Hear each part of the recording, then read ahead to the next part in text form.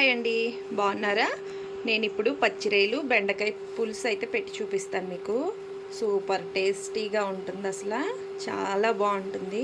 చాలా famous recipe అనమాట ఇది ఆంధ్రాలో.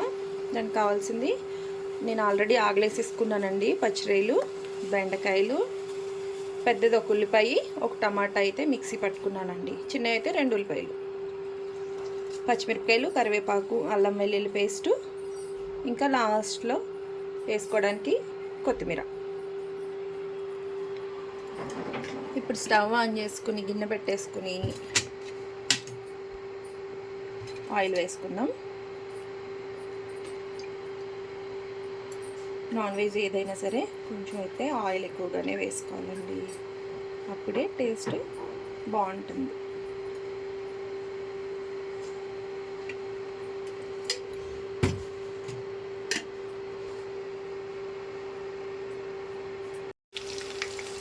ఇప్పుడు మిక్సీ చేసి పెట్టుకున్న ఆనియన్ ఇంకా టమాటో ప్యూరీని అయితే వేసేసి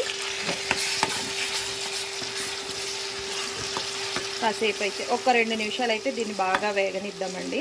ఇది వేగిన తర్వాత ఇందులో ఏమేమి మసాలాలు వేస్తానో చూపిస్తాను. ఇప్పుడు అల్లం వెల్లుల్లి పేస్ట్ వేసానండి. దీన్ని కూడా ఒక్క నిమిషం అయితే వేగిపోతే బాగుంటుంది. అల్లం పచ్చివాసన అనేది ఉంది.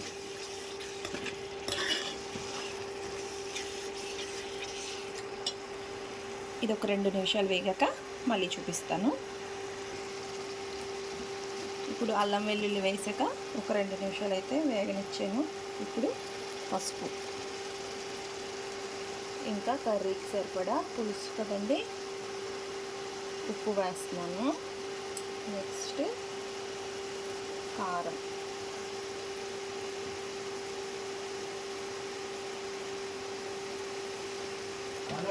తర్వాత కొద్దిగా ధనియాల పొడి, తర్వాత గరం మసాలా ఇంట్లో ప్రిపేర్ చేసుకున్నదండి ఇది ఇంకొక 2 నిమిషాలు వేగిందనుకోండి. నెక్స్ట్ బెండకాయ ముక్కలు వేసుకోవాలి. ఈలోపు మనం పులుసుకి కావాల్సినంత చింతపండు అయితే నానబెట్టుకుందాం. ఉల్లిపాయ పేస్ట్ వేగిందండి. ఇప్పుడైతే బెండకాయ ముక్కలు వేస్తున్నాను. బెండకాయలు బాగా మగ్గిపోవాలి ఉల్లిపాయ పేస్ట్లో. ఆ తర్వాత పచ్చిరొయ్యలు వేద్దాం. రొయ్యల్లోకి బెండకాయలు, పీతలకేమో వంకాయ, చేపల పులుసుకేమో మామిడికాయ, ఈ కాంబినేషన్ బాగా సెట్ అవుతుంది. బెండకాయలు కూడా మగ్గిపోయినాయి కదండి. ఇప్పుడు రొయ్యలు వేసేస్తున్నాను. ఇదిగోండి ఇలాగా మిక్స్ చేసేస్తున్నాను.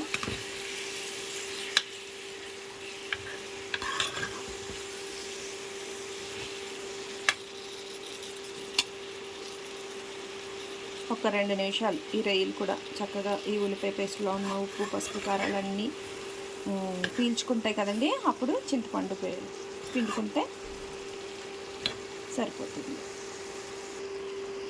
నేనైతే చింతపండుని నానబెట్టి పులుసు పిండేసుకుని రెడీగా ఉంచుకున్నానండి.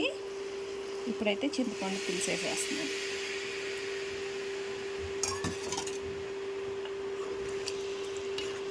ఇది బాగా మరిగిపోవాలన్నమాట.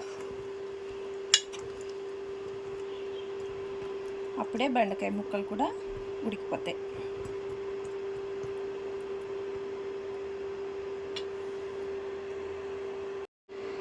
పులుసు అయితే కొంచెం చిక్కగా ఉందండి, కాబట్టి కొద్దిగా వాటర్ అయితే యాడ్ చేసుకుంటున్నాను నేను. అంటే మరిగితే ఇంకా దగ్గర అయిపోతుంది కదా, అందుకని.